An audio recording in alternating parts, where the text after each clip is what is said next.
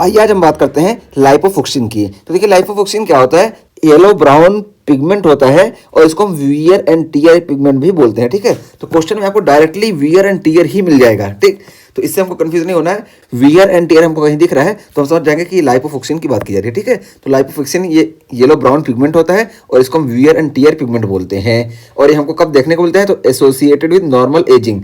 तो ये एजिंग में हमको देखने को मिलता है, जितना ज्यादा एज इंक्रीज होगी उतना ज्यादा येलो ब्राउन पिगमेंट, जिसको हम वियर एंड टियर पिगमेंट बोलते हैं, ये बनते जाता है और ये डिफरेंट टिश्यू में डिपॉजिट होते रहता है। ठीक है, तो ये होता है लाइपोफुक्सिन। तो देखिए लाइपोफुक्सिन क्या है कि yellow brown wear and tear pigment associated with normal ageing.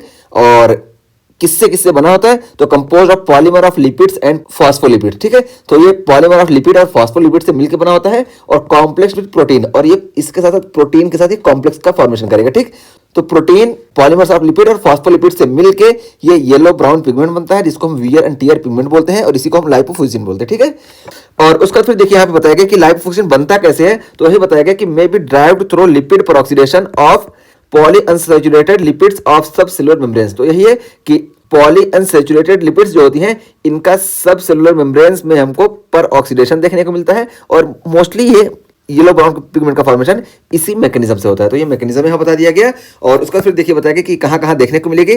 तो autopsy of older adult will reveal deposit in heart. तो जब ओल्डर एडल्ट की ऑटोप्सी करेंगे वहाँ पे देखिए हमको हार्ट में इसका डिपोजिशन देखने को मिलता है, कोलोन में देखने को मिलता है, लिवर में देखने को मिलता है और किडनी, आई और दूसरे ऑर्गन्स में भी देखने को मिलता है। ठीक है, तो हम पूरी बात की लाइपोफुक्सिन क्या होता है। तो लाइपोफुक्सिन येलो ब्राउन पिगमेंट होता है, इसको वियर एंड टियर पिगमेंट भी बोलते हैं और ये नॉर्मल एजिंग के साथ साथ ये बनता रहता है और ये डिफरेंट टिश्यू में एक्यूमुलेट होता रहता है। और ये कैसे बनता है, तो यही बताया गया कि पॉलीअनसैचुरेटेड फैटी एसिड जो होती हैं यानी पॉलीअनसैचुरेटेड लिपिड्स जो होती हैं इनका पर ऑक्सीडेशन होता है सबसेलुलर मेम्ब्रेन्स में और इस वजह से इनका फॉर्मेशन होता है और इनका deposition heart, colon, liver, kidney और आई और डिफरेंट ऑर्गन में होता रहता है। इसी को हम बोलते हैं लाइपोफुक्सिन। और क्वेश्चन में जो हमको मिलेगा ये एक तो हमको इंक्रीज एज में देखने को मिलेगा यानी ज्यादा एज वाले पेशेंट में देखने को मिलेगा और दूसरा हमको वियर एंड टियर देखने को मिलता है। तो इससे हम जान जाएंगे कि लाइपोफुक्सिन की बात की जा रही है।